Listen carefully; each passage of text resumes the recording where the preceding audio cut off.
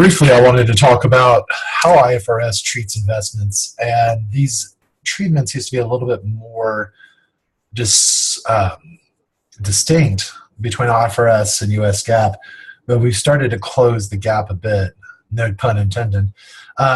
So one is just generally through what they call them. They call IFRS trading securities fair value through profit and loss, and profit and loss is just the IFRS word for the income statement. So it makes sense that the idea is that we're putting them through net income specifically through profit and loss. US GAAP calls these trading securities or sometimes fair value through net income. And under US GAAP, like I said, there's going to be a change where we're going to have to classify all equity securities as trading securities if it's not being recorded through the equity method or the consolidated method that we talked about if you have a significant or controlling influence. IFRS and GAAP, I didn't mean for it to be IFRS only, but IFRS and GAAP allows debt securities to be classified in this category. So debt securities under either method can be any one of the three, whereas under US GAAP, equity securities can only be trading securities. And then under IFRS, equity securities can be either trading securities or fair value through other net income, other comprehensive income. But one interesting fact here is that once you elect to classify an equity security as the available for sale designation under IFRS, you cannot change classification. They cannot become trading securities except under some sort of a major crisis. And when sold under IFRS, the security is closed out to retained earnings. There's no gains or losses that flow through income. So what they're trying to do here under IFRS is to cut the ability of a firm to hold something as an available for sale security up to the point that it's in a gain position and then switch classification suddenly. So that's kind of a strategic method to keep any gains from flowing through net income that arise through something that the company originally reported here. And then with the held to maturity, IFRS calls it amortized cost. And basically we have the same accounting treatment, only debt securities are allowed to be classified as equity. As the amortized cost or held to maturity. So when we're doing the equity method, remember that this is where we have some significant influence, where we have 20 to 50% ownership. We record the investment at money paid for it, so just at its historical cost originally, and then we're going to make updates to it through time depending on the income that the invested company generates or the dividends that the invested company pays. When there is income, we want to increase this investment at the pro rata share that the investor holds and record that as investment revenue. So for example, if I record it, or if I own 30% ownership of a company, 30% of all their income that they earn from that point on would become my investment revenue. Dividends that are received by the investor decrease the investment account. If you think about it, dividends reduce the net assets of the firm we're invested in, so they reduce the equity, and it's the net assets that we are invested in when we make an investment in this case. So as they pay dividends, we do receive cash, but we credit the investment account because they're paying cash, and that therefore decreases the net assets we're invested in. Changes in the market value of our investment are ignored unless we elect what we call the fair value option. Companies can elect the fair value option for any of their instruments. They typically don't, because once you elect it, you need to keep reporting items under the fair value method, and that causes volatility in net income. But equity method is going to be something that ignores fair value unless we choose this fair value option. So I give you an example where Able acquired a 25% interest in the common stock of Kane at a cost of $2 million. The cost equals the book value of net assets acquired. So what I mean by that is that if 25% is purchased at $2 million, then the net assets of Kane would be equal to $8 million. Because if we take $8 million and multiply by 25%, then we get the cost of buying 25% of that company. And remember, we're investing in the net assets because the net assets represent the assets less the liabilities. So when we own a company, remember this is equity, we're buying into their equity share, which means that we get whatever resources the company has after they pay off their debtors. So subsequent to the acquisition, Kane reported net income of $4 million and distributed cash dividend totaling $1 million. So in order to record the acquisition, then I would just record an investment in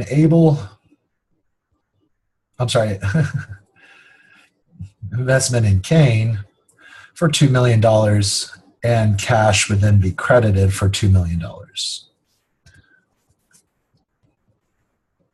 Pretty simple, straightforward. This would be a long-term asset, specifically a long-term investment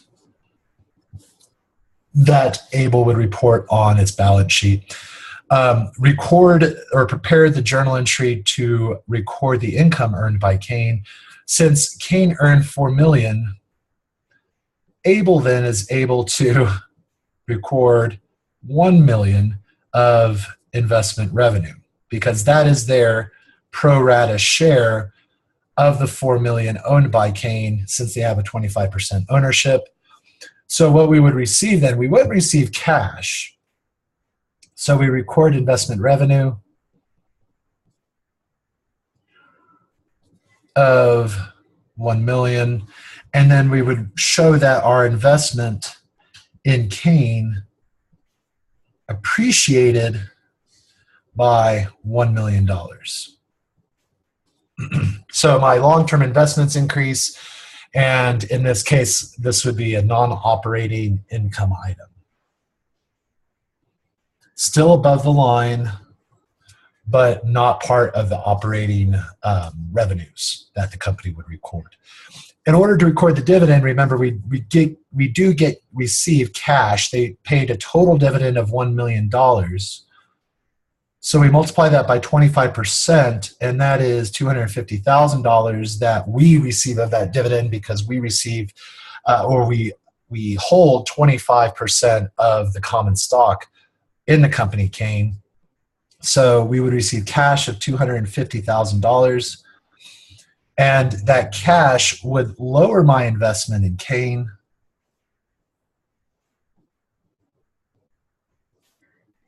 by $250,000. Again, think about it this way, that Kane is reducing a dividend,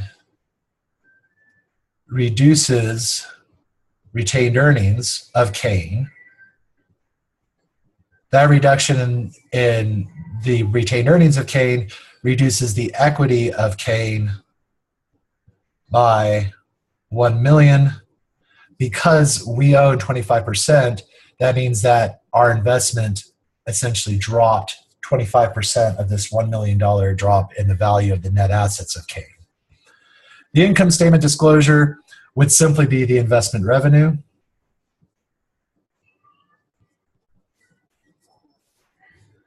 which is $1 million. Note, we don't record the dividends here like we would if we were using the fair value method, because it's just simply cash and a reduction to our investment. And then I ask you for the balance sheet disclosure. All you would have is an investment in Kane for the balance of the investment account. Remember, it started at a $2 million investment. We got $1 million when Kane earned income, and we lost $250,000 when they recorded those dividends. So we would end up then with $2.75 million in our investment account. That would be the long-term asset. Okay. If there is a loss in income, if Kane had experienced a loss, then we would just debit the investment and we would debit an investment loss and credit the investment account. So it's just the exact opposite of what we saw when we had income. Rather than recording revenue, we record a loss. Rather than increasing the amount of our investment account, we would decrease it. If the losses become so prevalent that it zeroes out the investment account, then we just simply stop recording. We don't go negative, or we don't have a credit balance. The only time that that would occur is if we have some sort of a special arrangement where we are responsible for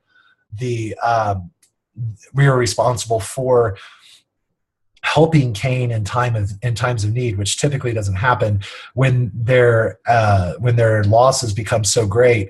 But otherwise, we just record it down to zero and then discontinue until they've made up those losses over time. If the investment is sold, then we just treat it like any other asset, where we credit the investment account for what we have in the balance. We debit cash, and then we would record a gain or a loss depending on whether the sale price was greater than what we had in the investment balance. Then we'd record a gain. Otherwise, we'd record a loss if it was the opposite. Right. One thing I want to talk about is the existence of what we call a positive differential. And this occurs when the investee pays more for the investment than the investor's proportionate share of the underlying book value of the net assets of the investee. And I know that sounds really wordy. It is. So the cost of the investment is greater than whatever percent ownership I buy times the book value or the net assets here. In other words, we're paying more than what we get. So, we're paying for probably like a 30% ownership in the company, but we're only getting 25% ownership. So maybe it's because the current value or the fair value of some of our assets in the investee are greater than the book value reported. So if they're greater than the book value, right, that's being represented here, we might pay a little bit more for them. Or maybe there's unrecorded intangibles. So there's intangibles such as goodwill that are in this asset portfolio that are not represented by their book value that we're paying for. If the excess is due to asset values that have greater fair values than their book values, then we amortize the difference over the life of those assets. So if we pay $10,000 extra for some assets that we believe have a greater fair value than their book value, then we would slowly reduce that $10,000 over time. We would recognize the amortization expense over the life of those assets. If the excess is due for assets that we don't allocate costs over time, that is land or goodwill, then we don't necessarily have to amortize anything. There can be an existence of a negative differential, which is just the reverse, where we pay less than the proportionate ownership would suggest.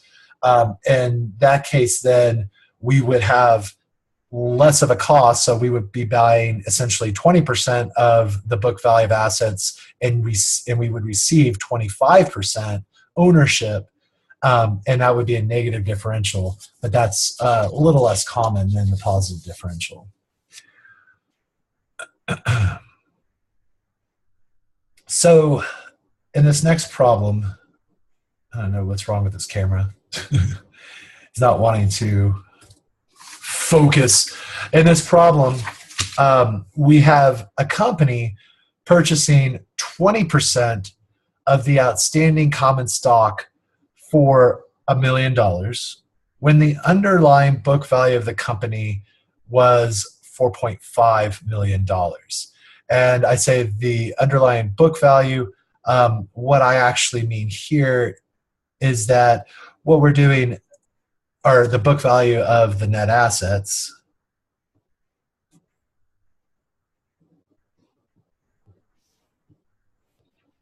of the company is that much. 40% of the excess is attributable to assets with a remaining life of 8 years, and the remainder will be unrecorded goodwill. We have some net income being reported. We have dividends being declared for 90 cents on the dollar, or 90 cents per share. and we have 200,000 outstanding shares. ABCs go to account for these under the equity method, even though we only purchased 20%. It's that trigger point, right? We could go one way or the other. So we record the investment in D for the price we pay.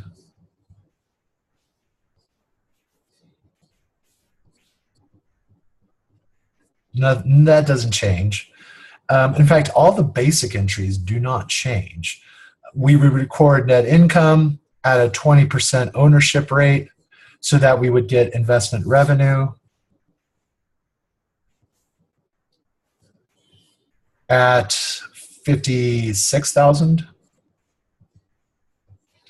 and we would receive an increase in our investment for that amount.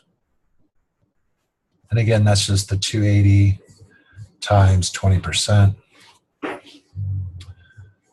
The dividends declared would be 90 cents per share. And if there's 200,000 outstanding shares, that means that we own 20% of those outstanding shares. So we own 40,000 shares. We multiply that by the dividend paid, and that gives me $36,000. That would be received as cash, and it would credit my investment because they are paying out the net equity of the corporation. Now, all of that stayed the same. The one thing that will change is that we bought 20% of the company for $1 million. When 20% of the company, if the net assets are $4,500,000, that means that we typically would have paid $900,000 for the investment. But we paid $1 million,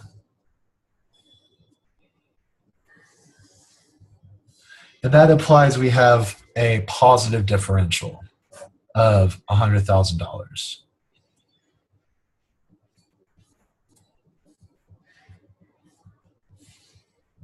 So we should have paid that amount. We paid this amount. This is the positive differential. Now I say that a certain percent, 40%, is attributable to assets with a remaining life of 8 years. So this is the positive differential. I have 40% of it related to depreciable assets. So that's $40,000. And then the remaining is due to unrecorded goodwill.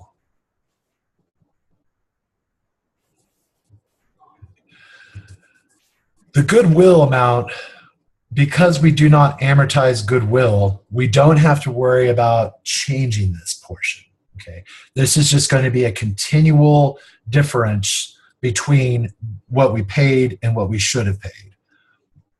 The $40,000, because it's due to depreciable assets, and I give you a life for those assets, we have to then reduce over time. So the idea is that our investment will start out $40,000 higher than it should have been, but then over time, as I amortize, it'll come down, and we will eliminate that $40,000 difference over time. So what I would record then is the $40,000 difference being written off over 8 years. So that means we would have $5,000 a year of amortization to reduce our long-term investment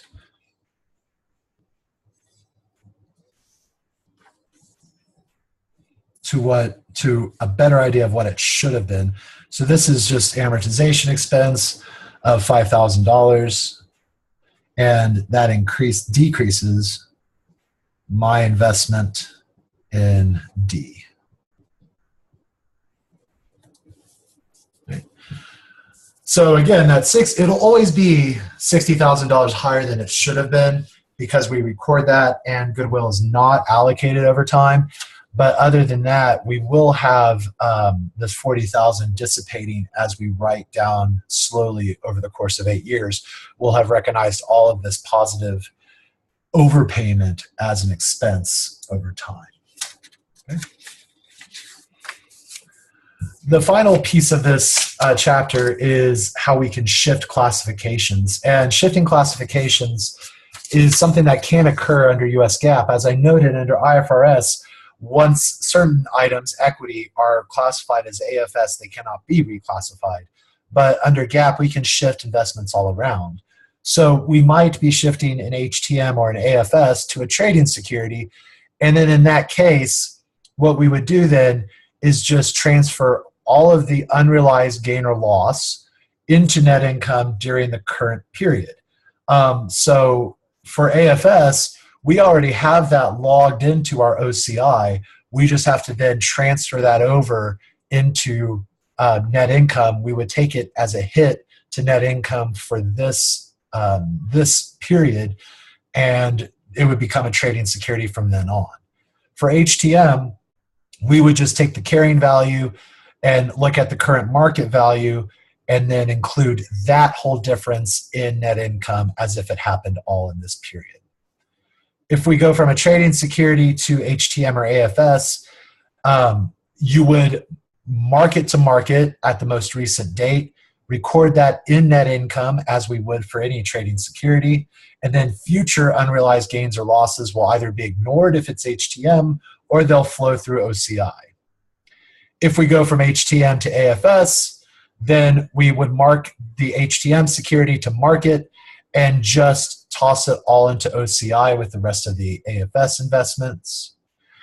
An interesting one is if we go from AFS to HTM, then what we would do is take all of the unrealized gain or loss that is in OCI and then slowly recognize it into net income over the remaining maturity of the investment in order to wipe it out. And then finally, you could go from having significant influence to not significant influence, or vice versa, not having significant influence to having significant influence through a purchase of equity. In this case, for the equity method, we discontinue the equity method and use the balance in the investment account as the cost basis whenever we look to the fair market value, because now we're going to want to recognize it under the fair market value as AFS or TS. And whatever that transition is from the balance in the investment account to the fair market value of the assets as equity shares, we would recognize a gain or a loss either through net income or through OCI, depending on whether it was an AFS or a trading security transition.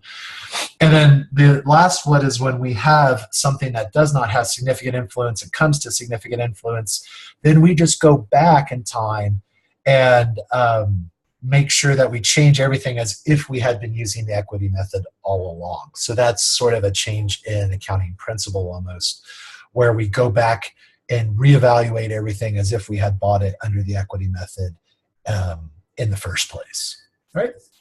So that is the end of the investments, and we will have our next lectures over bonds payable, but we won't start the bonds payable chapter until Thursday.